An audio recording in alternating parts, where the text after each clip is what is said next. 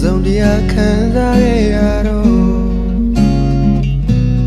ဝမ်းနေလို့လာတယ်ငါချင်သွားရင်မကူချီခွဲအိမ်မထဲရင်ခုန်လေချင်ရသူလေးရှိတဲ့ချိန်